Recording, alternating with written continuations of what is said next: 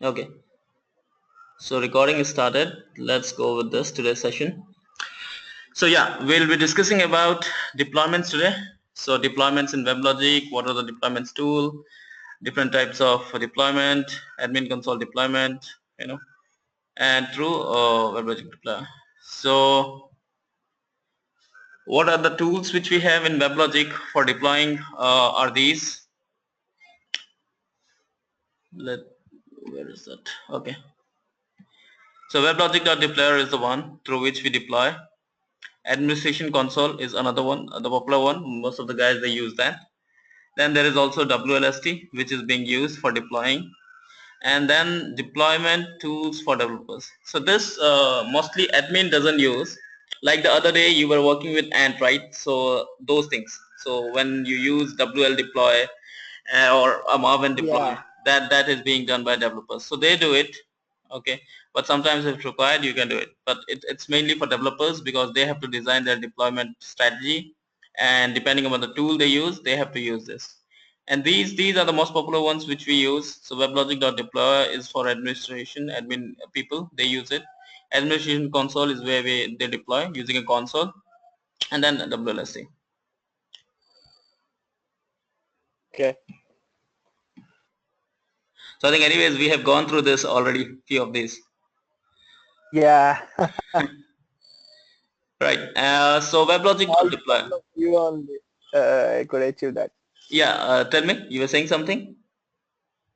It's all because of you only we achieved that on that day. I Yeah, but achieved that it was a because of good learning, isn't it?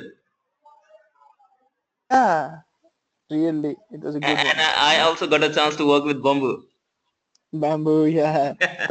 Right. Yeah. Okay. So that's good. Yeah. Thank you. Thank you so much. Okay. So we have this WebLogic.deployer, which is the command line utility available.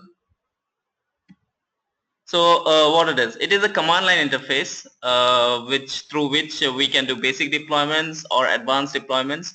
So it provides us various opportunities. We can do deploy, we can do undeploy, we can also do redeploy, and also based on plan.xml we can change the deployments based on our plan. So all those things can be done through command line. So for this your WebLogic deployer should have class files enabled, so your environment should be set up properly for this to work. And when we'll try running it, we will see Okay. that. So, but that is must. Until your environment is set, you will not be able to run this. Okay. Also remember Yeah, yeah. this. This is related to your WebLogic, but in WLST you do something called online deployment and offline deployment. So this works when you don't need to connect to WLST. So you can do it directly if your environment is set. Okay. Yeah.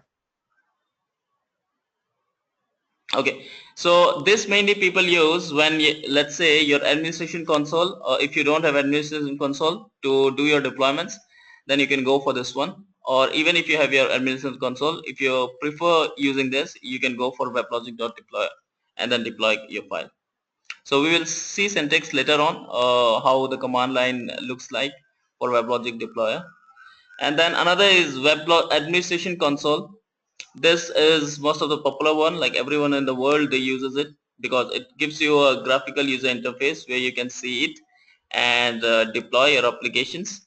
So it's a web-based deployment assistance that guides you through the deployment. So it's a step-by-step process which gives you option to install, to choose your file, and then go for deployments, choosing your options you want, any customizations you want to do. So all those things you can do through admin console because it provides you facility to see it, view it, and then provide you choices to choose them.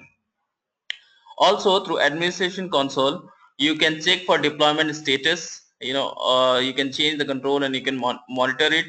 You can change descriptor values if required, like you can save the plans, and if required you can also change the plans depending upon your application you are going to deploy. So it's an interactive tool which comes through your browser. So when you go to browser you can see your applications being deployed. and any details you want about the application, you can click on those deployments and even see the details of that applications. So that's being possible through administration console. So any of the deployments, like we'll take the same thing which you have given, calendar.var will try to deploy, and we'll see that today. Sure. Okay, and then we have WLST as well. That is in case you want to automate your deployments, you can use WLST. So WLST, it's again same like the other day which we did a scripting. So similarly, WLST, you can create a script, you can save it as .py, a Python file, or you can run a WLST series of commands to deploy your applications. So why this is being used, let's say you used weblogic.deployer as a command, as a one-time activity to deploy your applications. Now in case you just want to automate it, you can create a script which most probably will be WLST script. You can save it in a py file as well, and once you save it, you can give it to guys who can run it and deploy it. So that becomes automated. So you are automating your task.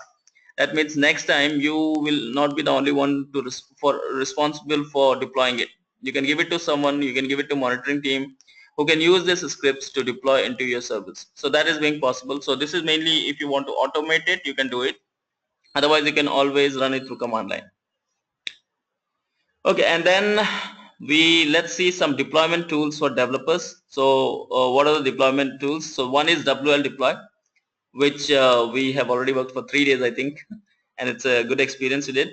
So main thing is we need build.xml file for this. Okay, I'll tell you what happens for this. Most of the time, admin, they don't need to run it. The reason being, as per the life cycle of a software program, what developers do, they create their piece of code, they create everything, and then they place it in a version control tool, let's say SVN.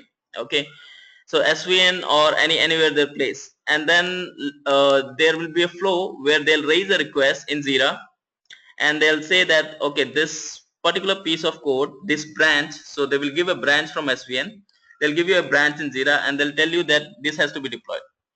So there are two ways. Either they can build it, they can build a var or EO file and they can give it to you to deploy, or if they have a customized, or if they have 2-3 links there, okay, which has to be built together. So what they'll give you, they will give you the links of that version control tool. So in terms of flow, let's say Jira, they have updated, a developer has updated that this is the piece of code which will be going for today's testing.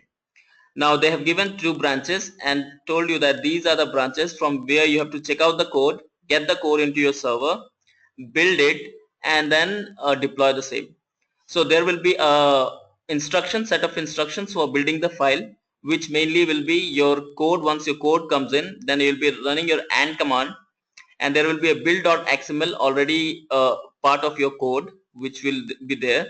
Only thing is, in your build.xml you will have to change few parameters such as your staging directory and the source code you have placed on your server. So those piece of change has to be done in your build.xml. Once that is done, as soon as you run your build, there will be an output folder where your var or year or those files will be generated. So once those files are generated, you can do the deployments using that var or EF file.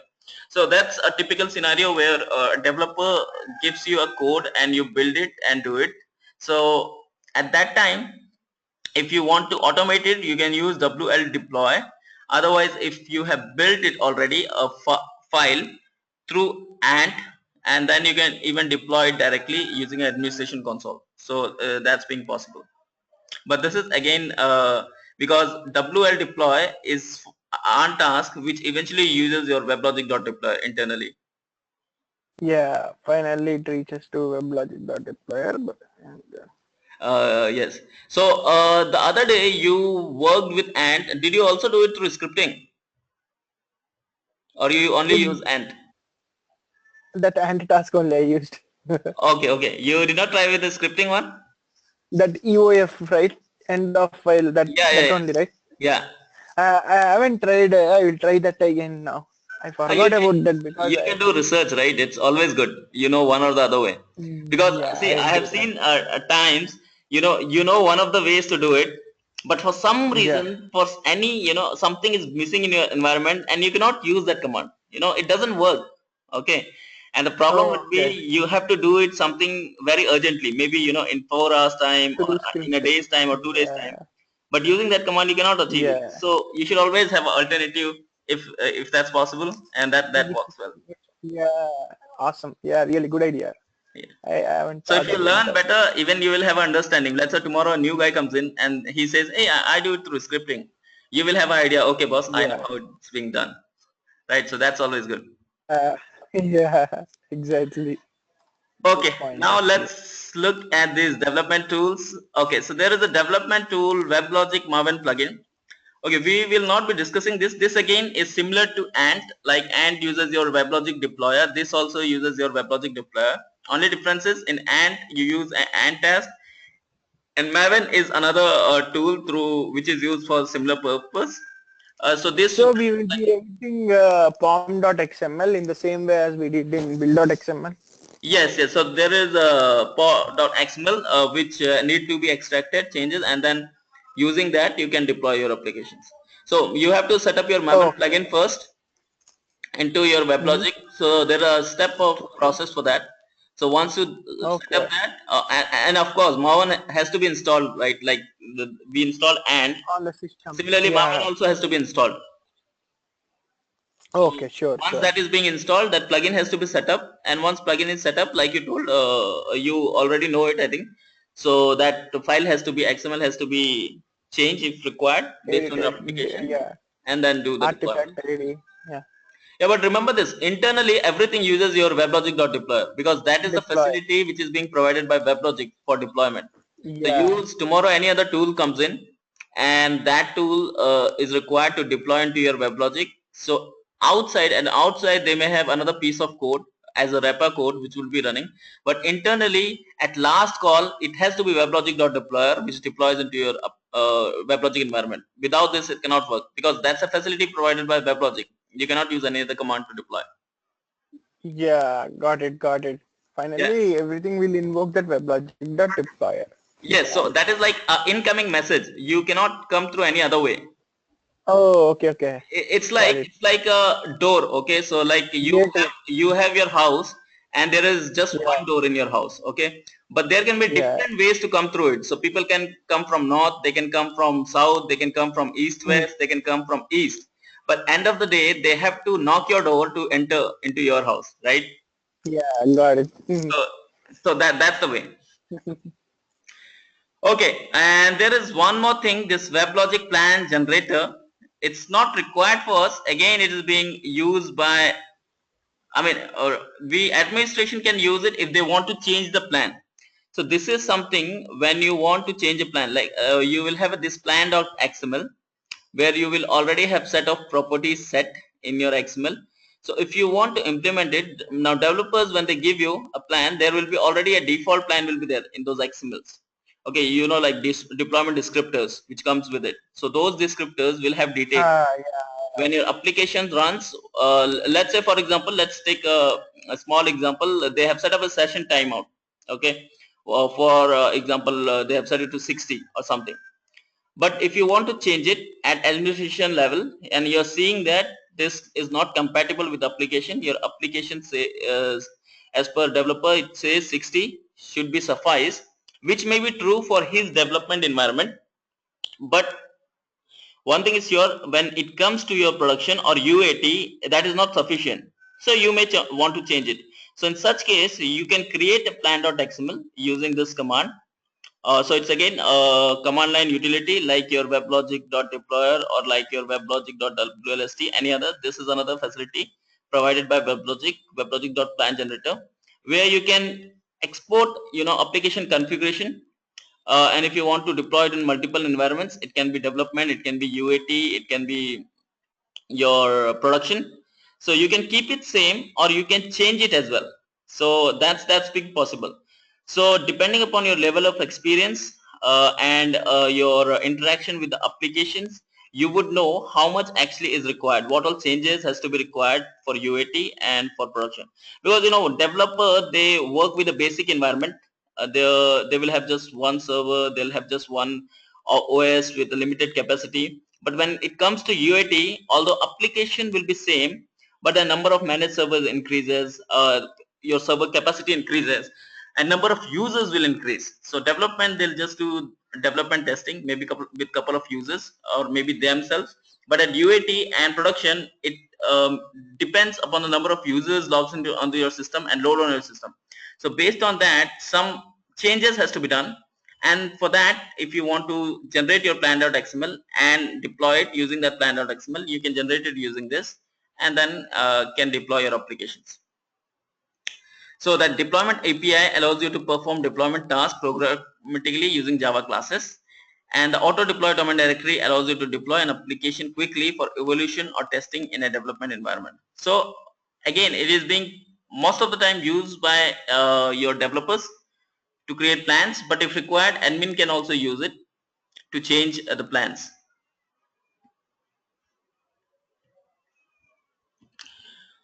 Okay, now this is about packaging for deployment files. Okay, so your WebLogic actually can be deployed as a package. Any applications into your WebLogic can be deployed as a package or as an exploded archive directory.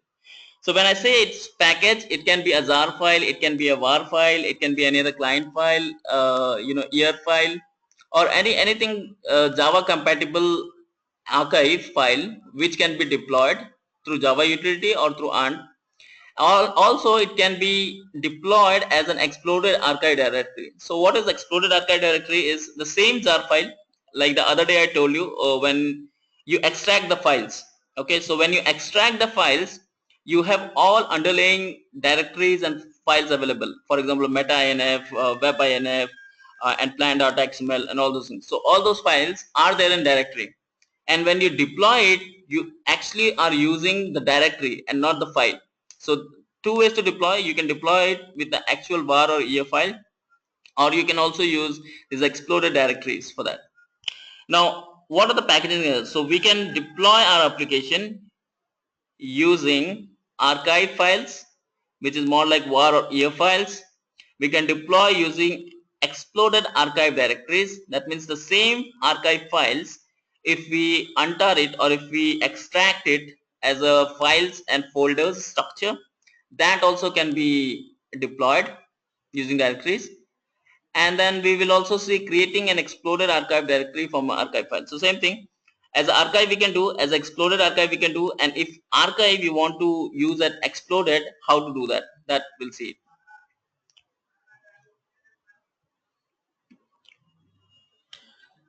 Yeah. Okay, so this is about exploded archive file. So how do you use it? So again, it is same, your jar file, jar archive or var archive, you can extract it using the jar. So when you do jar xvf, any files, ER file or var file, because it is packaged that way, that can be extracted. Okay, so when it is required, so most of the time you can deploy your application using your ER or var file, but it may be required sometime that you need exploded archive directories to be deployed. So when it is required, so most of the time what happens is, let's say your application, you have deployed an application, you have implemented a product at a client side, and that product is being implemented. But let's say in future, you are aware that there are few updates may be required for your products, or over the time few things need to be changes. Let's say a JSP file has to be updated, or particular module has to be updated. If that is the case, you don't need to require the whole package, but instead you require some set of files to be placed, maybe a script file or maybe a JSP file. So if those are your requirement, then you can deploy your application as an exploded archive directory. The reason being, tomorrow you want to place a file, you can simply guide your customer, or you can place those files into the required directories, so that you don't have to repackage the application again, and there will be no headache of changing the environment then.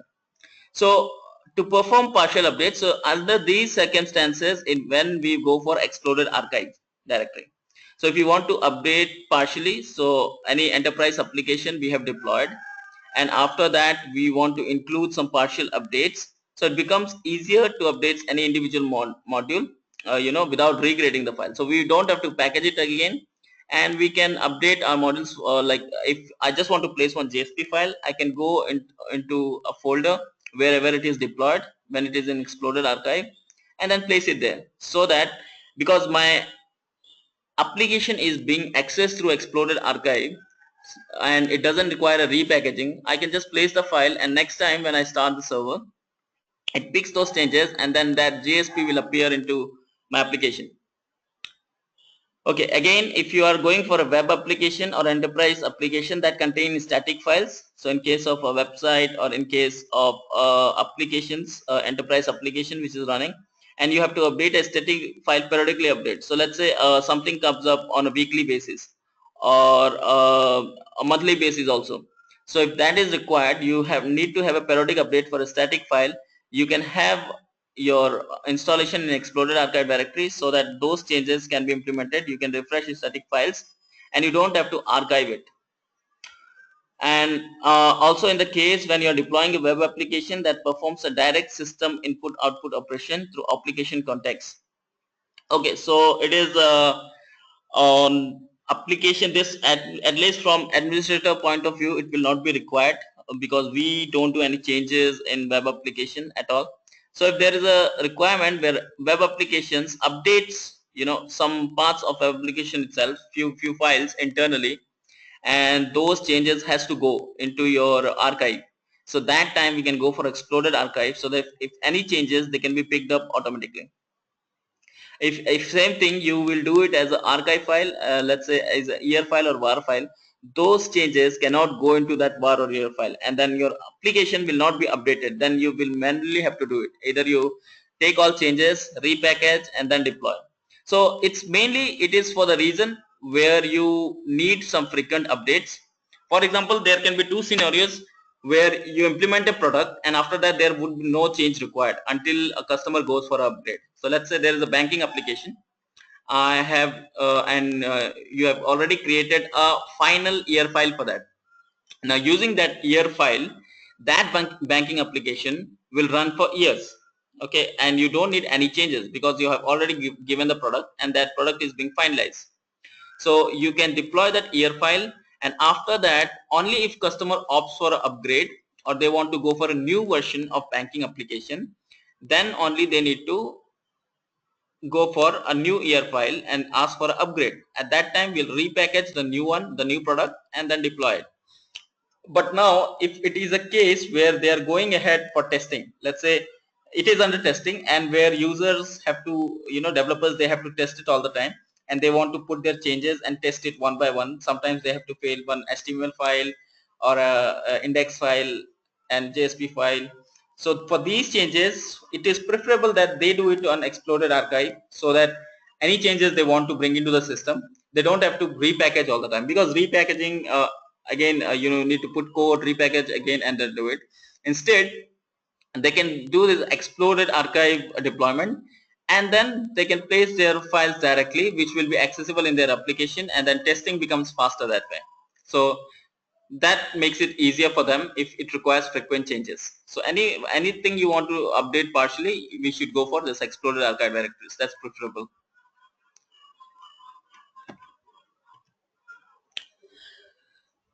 Okay, now this is simple. It's just the case if you have a year file and how you do it. So if your archive file you want to change into explode, how do you do it?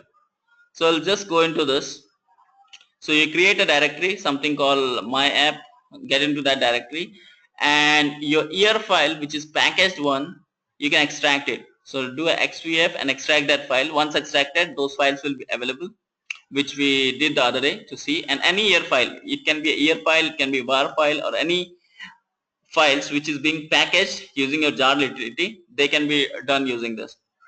Okay, and then once this is done, and also we need to remember this, whenever we unpackage, so when we extract year file or an archive file, sometimes it may be possible that there may be few folder inside that which is also packaged. Let's say if I'll do a year file archive, and inside that there can be a jar file, there may be a couple of jar files. Okay, so it is preferable if I do that, I should also extract them as well. The reason being, maybe my applications require changes at top level, but it may be also required that it need changes at even at my jar file level. So if that's the case, I should explode everything. So I should extract my year file, and if there are underlying jar files or any other files without inside this var files as well, I should extract that as well, so that I can do the updates required on those. So that's what it says. If I unpack a module name ejb.jar into ejb.jar subdirectory of the exploded under exploded enterprise application directory. So main thing, we have to unpack each and every module inside its subdirectory. So whatever jar files we are seeing inside our ER files which is being extracted, so those also has to be extracted inside.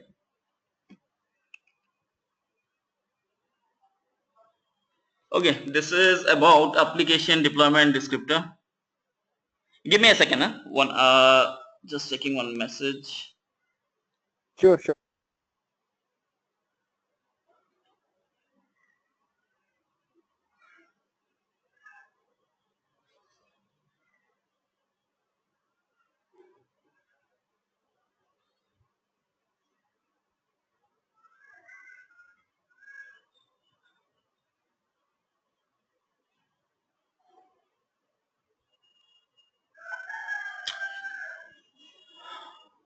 Okay, there is some issue it seems at on-site in terms of BIP.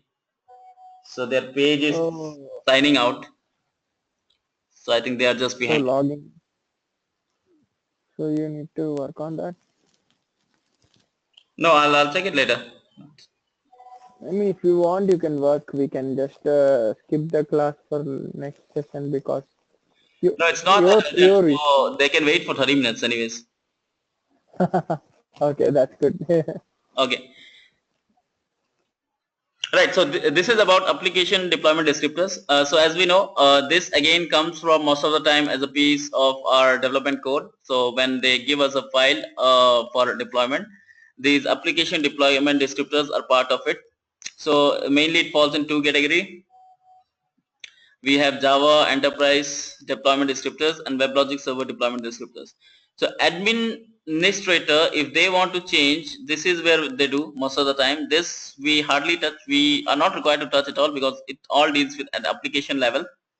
So this what it is? It is like it defines the fundamental organization and behavior of a Java Enterprise application or module, regardless of where the application is being deployed. Each Java Enterprise application and module requires a specific Java Enterprise deployment descriptor as defined in Java enterprise specification. So this mainly related to what they have configured in their applications. So all those changes with respect to applications within each files, they specify the changes in terms of security or in terms of sessions. So all those things, if you'll see the XML files, there may be many XML files within it, application.xmls and all those things. So those things will be visible here. Similarly, Weblogic also will have its own server deployment descriptors, which again, even though developers they do provide it. So there will be something called weblogic.xml. So these files, they are part of your deployments.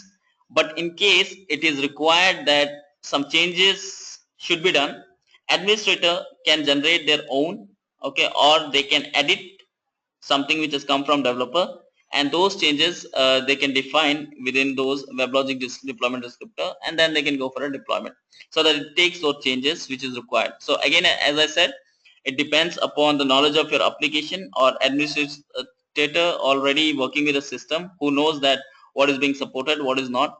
So if such changes are required, it can be done at this level.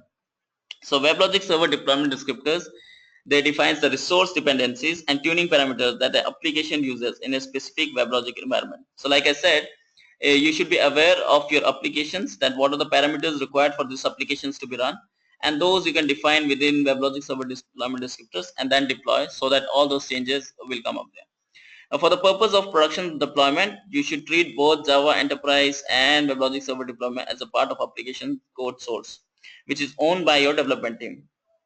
Do not edit application deployment descriptors in order to configure an application for deployment to a production environment.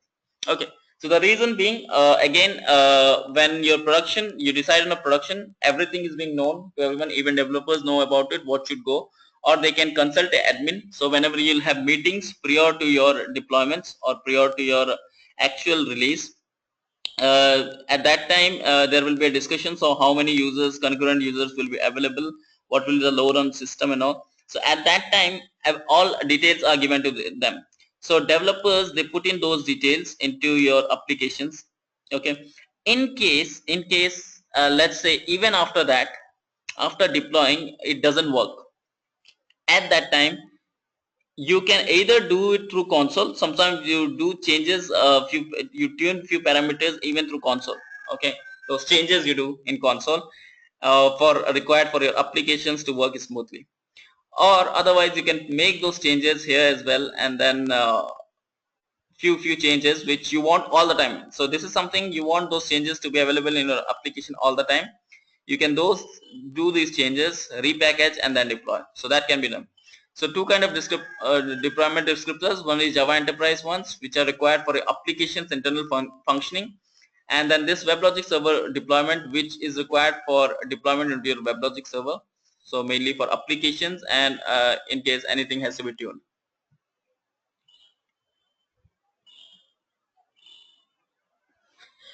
Okay, so this again we'll see later.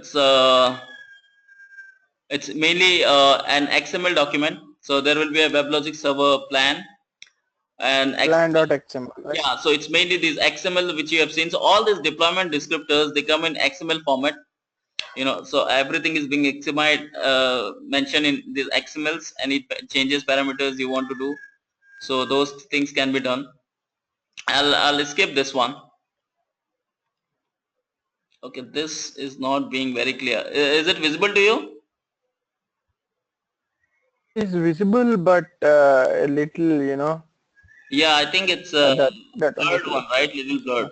Yeah, blood, yeah. Okay, anyway, we don't have to see much. So this is about plans. Okay, so like I said, if you want to change anything in terms of plan for your deployments, like sometimes it is required that your staging, testing, and production can go with the same plan, and at other times you want to change it. Mm-hmm. So you want to have one set of plan for your staging environment, another set of plan for your testing, and then production should go with some other plan. So yeah, most of the time it is different. The reason being, your user base will change, the number of users being changed, and types of user will change. So let's say at development time there are set of users who use basic functionalities.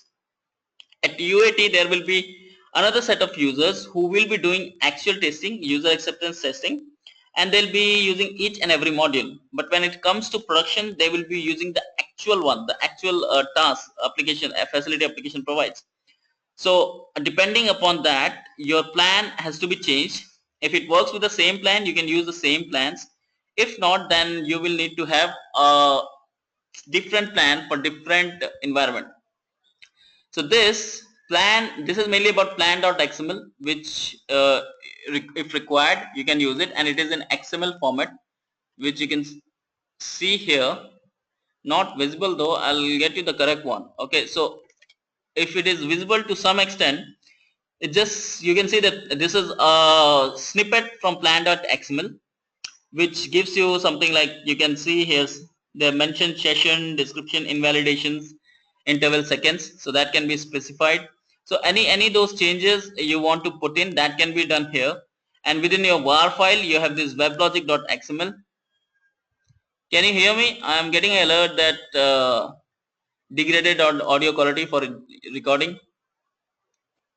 I can hear you clearly. Okay, so there was this alert, so I thought maybe I lost connection.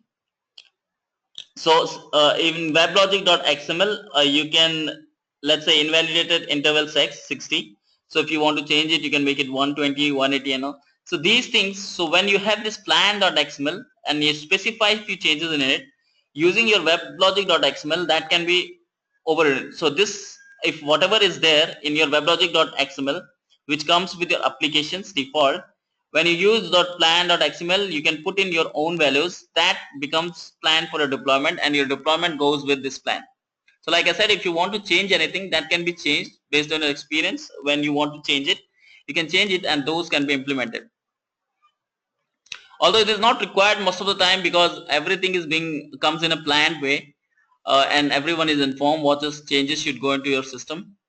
So from the source itself it comes in, but in case you want to change it, you can always change it. Okay, so a deployments plan, like, so this is how it looks. So if you have a development environment and you have a year file to deploy, so you can have a plan.xml which provide references for, let's say, dev data source, and context root will be this. Similarly, when you go into test, your plan.xml will change into a QA data source, and context root is same here again. Now when it comes to staging, for the same year file, your plan descriptor will now position it to production data source, and your context root changes to registration. So depending upon your environment, your plan.xml can be same or it can change. Like here you see almost not a huge difference. You are just changing it from dev data source to QA data source to product data source, and only in staging mode you see there is a change in registration context root.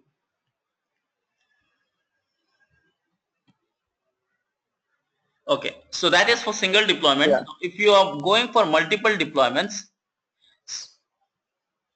in that case your development comes with this data source, testing comes with QA data source, and staging comes with GA data source. Your jar is same, okay, and your weblogic ejb.jar xml says reference to descriptor dev data source. This is again same, this is again same. Your so weblogic ejb.jar, which comes with your application, package with your application, will be same across. But now based on that, you are changing your plan.xml. For QA you have one set of plan, you created a plan. Similarly for production you have created few other plans depending upon the application needs. So maybe here you just have to specify data source and my resource name. That's enough for QA. And similar here it is going with default, so it's just go with weblogic ejb.jar, that is required. So you don't need a plan.xml here, but here you have created one with these changes. Now when it comes to production you need some additional, so you are setting a timeout value here 200. Similarly you can mention, let's say, session timeout, or if you want to place some restrictions, those also can be placed here. So anything you want to do something at deployment level, so your application is being deployed, on top of that you want to set few parameters, that can be done using your plan.xml.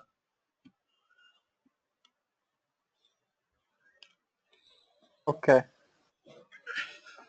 So as I said, you will not be using it, okay, because it is not required, but just in case you want to do it. And also you can do one more thing. So let's say you already have a deployment, and using .deployment you can generate your plan.xml, and let's say if you deployed something and after that you have changed few things, so you change few parameters, a few tunings you have done. Now for tomorrow, these again you don't want to change it again, you can save it in plan.xml, and next time when similar environment is created you can use the same plan.xml and then can use it. So that makes it easier. Okay, so this is Yeah. about creating a new deployment plan to configure an application. So okay, so like we see this plan.xml, we can use it to override few tuning parameters and few settings for our applications or deployments. Now in case we want to create one, how to do that? So these are the steps. We have to prepare first the deployment files, which we don't do actually, it is being done by developers, so they'll do it. Installing the application archive, okay, this part we can do. And saving configuration changes to a deployment plan. So like I said, we can save it, and then if we have done some changes, those changes can be saved as a deployment plan. Okay, so how do we prepare it? So whenever you do any application, if you have to prepare application for deployment, let's say you create a directory called sample root, create one for app, one for plan. So this app is nothing but source of your application, where your application will there, And plan, because plan you are keeping it separate, you're just making it a dedicated location. So next time you want to implement a plan or you want to change plan, you will always be putting your plan file here. So plan.xml I'll be placing here, and my application related files will be placed here. So it is kept separately. So okay, so for this we can also use calendar.var if required, like we already have it. Okay, so this is about installing, which we know you can do it through your command line, or you can go to administration console and then install the applications. So nothing much to discuss here because we already know. So we have Yeah. we have prepared the directory. So directory structure we made app and plan, and then we have installed the application. Mm-hmm. Now this is where we do. So saving, which was the third step. So we have to go to administration console, edit deployment configuration properties for application install, and save the configuration to a deployment plan. So we'll see this. So what we are mainly doing is we'll go to administration console, and something which we have installed, the deployment, we go to deployment configuration properties, and any changes you want to do, let's say based on application you found out that when it came from the source, few changes which are required is not enough, and we want to change few other things, like for example, if you want to change session invalidation, when it came from the code it was set to 80. So when this application got deployed and I went to deployment configuration, I can see that session interval is set to 80, which is not enough. So I have to increase it to some further. So maybe I can change this values here, and once I change those values into deployment configuration properties, once I have changed this value, I can save these changes, and when I save it, it will ask me to save it. So at that time, while trying to save it, I'll give it this path. So the path which I've created for plan, I will specify it, and then it will generate a plan.xml, and that plan.xml I can use it for future deployments. So when I do another deployment in the future, I can use the plan.xml, and it can be deployed using those values. So next time when I deploy my application, so it will be with the updated values. So whatever I have updated this time and save the file, same values will be updated next time I'll do the deployment. So mainly it overrides the default application values. So anything which comes from the source, that can be overridden using plan.xml. Okay. So deployments type, I think you have done deployments. You usually do deployments in your environment, right? Yeah. Okay, so you must be aware of these. So these are, I think Rakesh is missing this session. I don't know he knows about it or not. I think he doesn't know, so that's why he asked us to record the session maybe. I'm just rechecking it. Okay, it's recording. That is good. I was just thinking it. Okay. So yeah, so these are the deployment modes. So we have this stage mode, no stage mode, and external stage mode. Okay, so most popularly, these whenever you do, it always goes in stage mode. It is the default one when you deploy into one or more WebLogic server instances. So what is the stage mode? So your administration server copies the archive files from their source location to a location on each of the target managed servers that deploy the archive. So this even we can see. So and although you deploy, when you deploy your application, you choose the targets, but your administration server, what it does is it's take it from the source, the file, actual file, and it creates a stage folder. So there will be a stage folder inside your managed servers. So all these ER file reference you will also see inside those. So that is also visible, and that can be seen. So there will be a stage folder and there will be files inside it. So let's say if you have deployed to 3 servers in a cluster, admin server copies the application archive files to each of the 3 servers. Each server then deploys the G2 application using its local copy of the archive. Okay, you would have experienced this. Let's say if you have done a deployment for a server, okay, on a WebLogic, if you do a deployment, and if you have just one managed server, your deployment would be fast. But again, if you have 10 managed server, then it takes some time, right? If you have noticed this ever during deployment. Yeah, I noticed we use in lower environments we use one managed server, and in higher environments we are using two managed servers. So I think it takes some time for them to load in, as a server count Okay. increases. So you can find a big difference. Let's say when you have just 2 managed server, you deploy your applications and you go for another, a configuration where let's say you have 10 managed servers.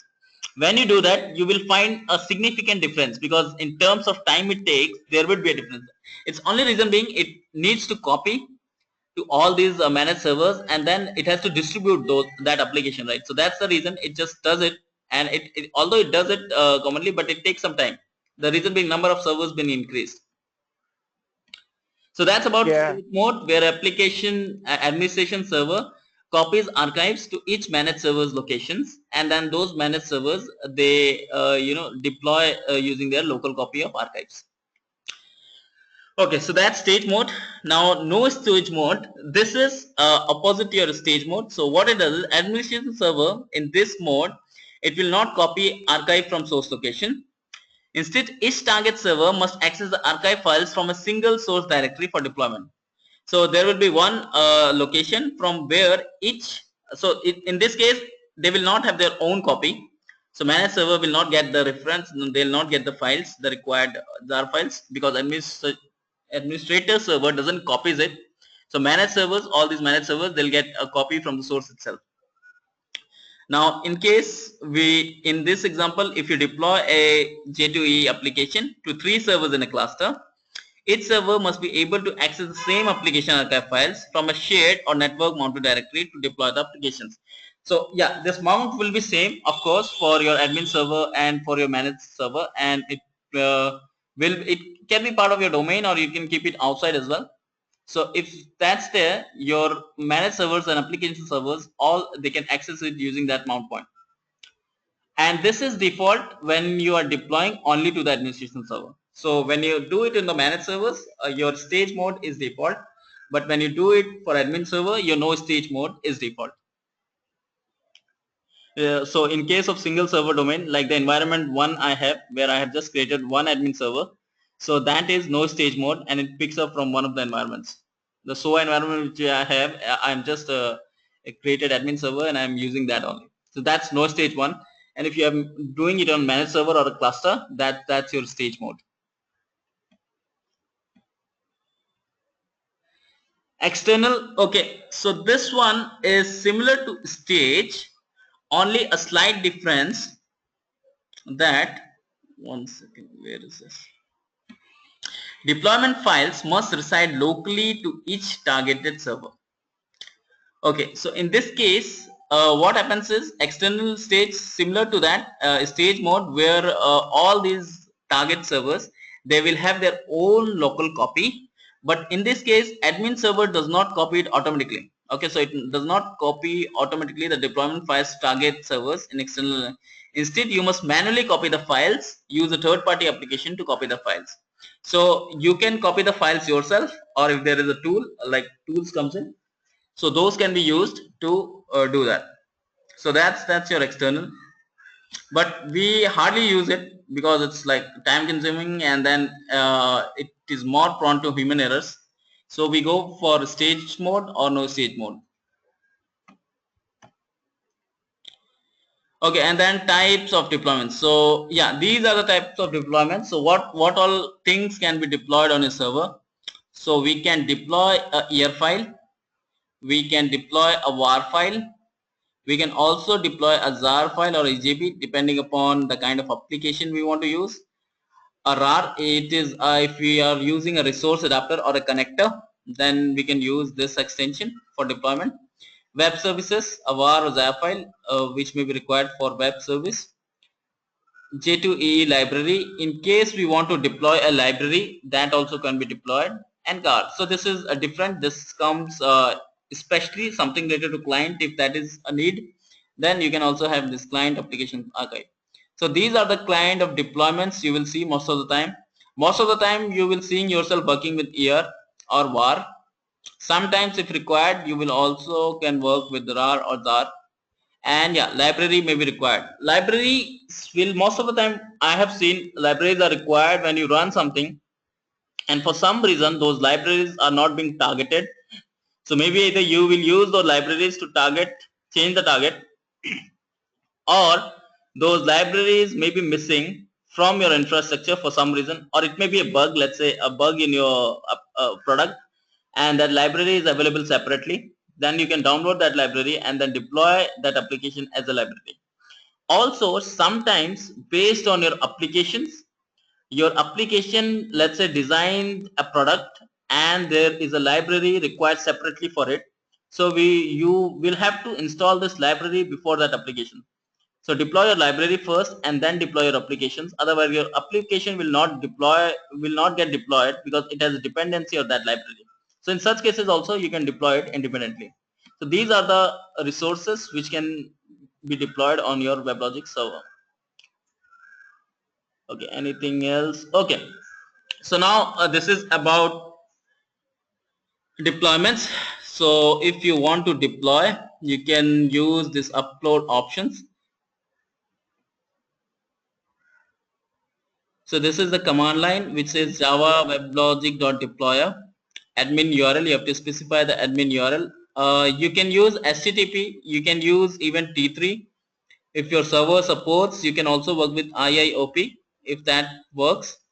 If not, then HTTP and T3, it can pick up those, and then specify your username WebLogic and the password WebLogic, and then this is the one which is used for deployment, and you're saying upload. So this you use, let's say if your files, they are not there on your administration server, or it's not available through your network, then you can specify some location, some other locations wherever your files are, and using that you can upload it directly. So that can be done using this mode if you are working with from a remote client. If you work from the same server also, still this will work because you are specifying the location, so that's not an issue.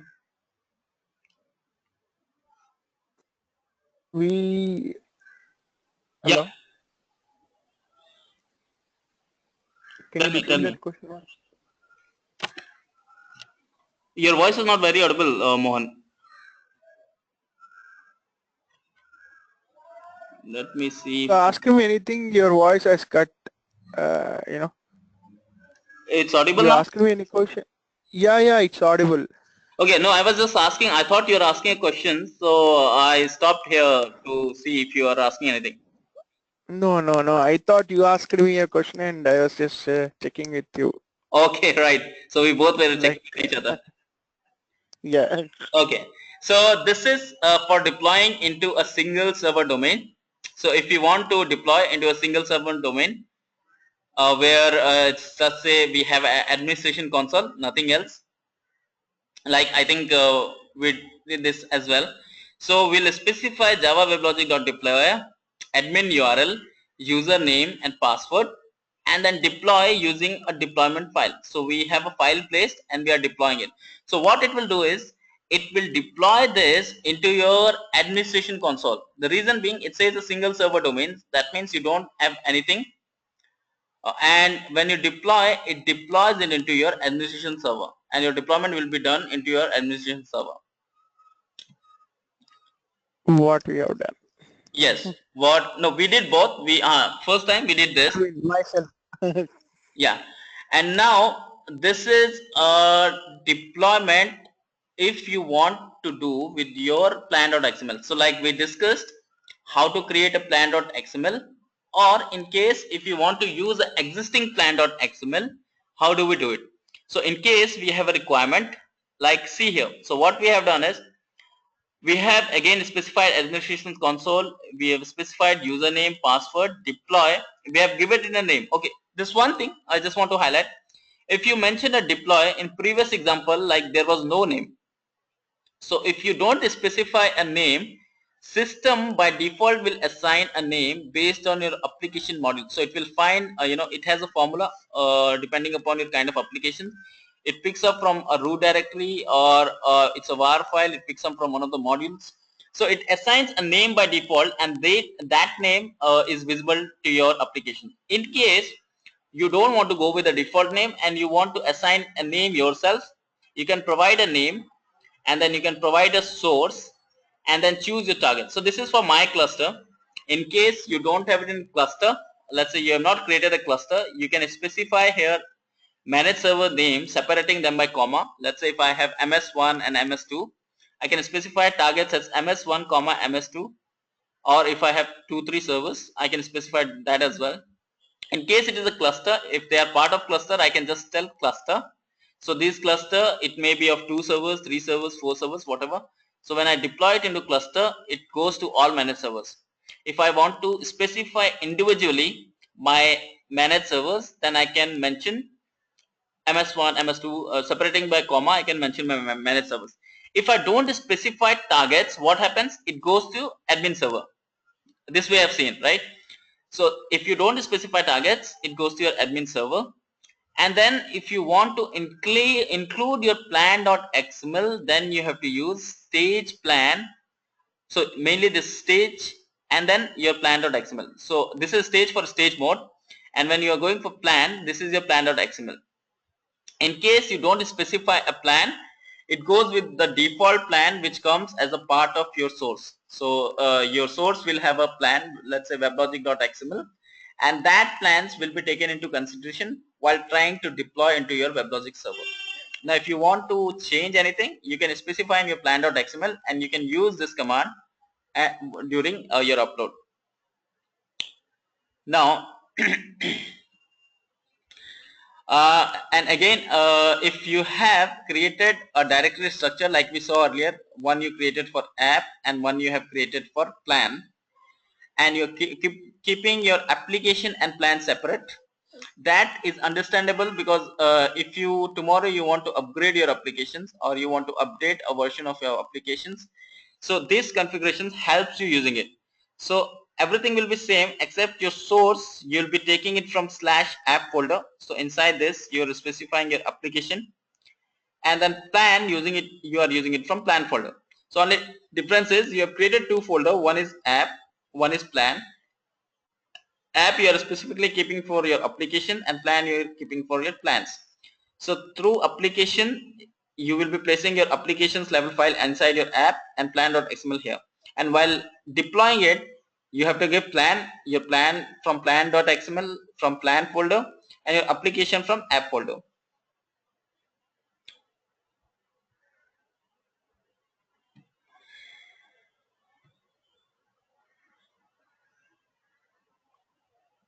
Yeah, I understood, Dev. Got it, right? So it is only in the Yeah, case I we got are it. creating a different structure, okay, and we just want to keep it Yeah, separate for future use. If you don't want to do it, we can just go ahead, and you can also see if required you can save your plan.xml anywhere you want. Okay, it's just about placing a file and you are using that file from that location. But if you want to structure this, it's better that you create an application and a plan separately. Okay, so this again, like I okay. already told, if you want to deploy into multiple targets, you can mention it as targets as ms1, ms2. Okay, manage server I mentioned, I should have mentioned ms1, that is smaller. Okay, so you can just with targets, you can either mention cluster name, you can specify a cluster name here, or you can specify manage server names directly for deploying into one or more targets. Otherwise it goes to your admin by default. Okay, so these are the command lines for this is for stage mode and this is for no stage mode. So stage mode, everything is same. You are using weblogic.deployer, your admin URL, username, password. You're assigning it a name, and then okay, there should be a space here. It's not here. So this no, this is fine. Sorry. And targets, you specify your targets. Let's say I have specified 3 managed servers here, and then you are using no stage. So this is the keyword which you use for no stage, and same thing will change here. So when you do it in no stage, you specify no stage. When you do it in stage, you specify stage, and then deploy. You have to pick up your gear file wherever you have placed it on the server. So that's the only difference. You change it no stage and stage keyword depending on what kind of deployment you want. Okay, now this is on, that is on deployment. This is something on external. So this is the last one is for external. If you want to do that, again you will pick up from some location, you'll deploy and name it as stage deployment. You have to use this keyword external underscore stage. So if you use that, then this is your external stage deployment. Now about distributing your applications, you can distribute it this way. So you have to use this keyword distribute. So the command line would be same, except you will use this distribute, and then you will use the application this. Again, if you want to start it, then you have to use the start keyword and the name of your deployment. So here you'll be mentioning distribution. While distributing, you'll mention your name of your deployment. Similarly, when you're starting, you'll start and you'll mention name of your deployment. So that is through the command line, and same thing can be done through console. So when you go to console, you deploy something, and when you click start requesting all requests, then it is distributes across all your servers. Okay, now deploying an application. Okay, so this is for actually changing the order. So you have something called deployment order. Now in case this is the default, so when you deploy anything on the system, this is how it get deploys, your application and resources. So first will be your JDBC system modules, then your JMS system modules, followed by your Java enterprise libraries and any optional packages if they are included, then your application and standalone modules, and after that your startup classes. Now in case you want to change the deployment order, you can click on deployments there, and then you can change it based on your needs. So if you want to change it, you can change your order. So maybe you want startup classes to be done it before your JDBC system modules, so that can be done using your deployment order changing. So it's not required, but if your application demands and if you want to change it, that can be done. Okay, so that's about the presentation today. Tomorrow most probably we'll be going with these deployments, so that at a high level I've shown you what all kinds of deployments being available and facilities being there. Okay, tomorrow we don't have a class, right?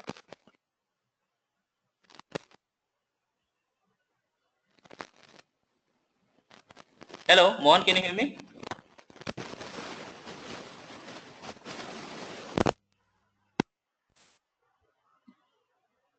Can you hear me now?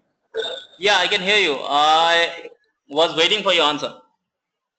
Yeah, I was talking with my earphones. I think something is happening with my earphones. Yeah, I was just listening to voices, as if something is going on in the background.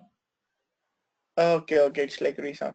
Okay, can we continue? I mean, then can we do that on Monday then, after Rakesh comes, or? Yeah, I think let's do it on Monday. So this presentation anyway will share, so at least he'll get the slides details, and then let's do the Yeah, deployment on Monday. Okay. sure. And you have created the environment. Your environment is done properly, ready now. Yeah, it's ready. And I mean, I mean, I have the old one. I need to do that I mean, Fusion middleware. okay, right. So fine. I'll Anyway, be doing it deployment today. till deployment it's fine, because deployment we can do even on that one. That's not an issue. But Yeah, just in yeah, case, if you get ready, it's good. yeah. I will be getting ready because weekdays are full busy, and I'll be doing in the weekend. I Yeah, mean, I in know, the I know. sense, It's always tough to do it with job, man. yeah, but and also first job, right? So it is very hard. Okay, you'll do good. Work hard, you'll do good. Yeah. Okay. Thank you so Okay, much, so man. let's wrap up this session here, and good luck. Have a Yeah, nice weekend ahead, and let's you catch up too. another day. Yeah, go for Bahubali if you got some time. I already watched it. You watched it? You Yeah, liked it? yeah, it's already done and dusted. Oh, you like that, or Yeah. it's just a normal movie? No, movie is good, but it's like let me stop this recording first, okay?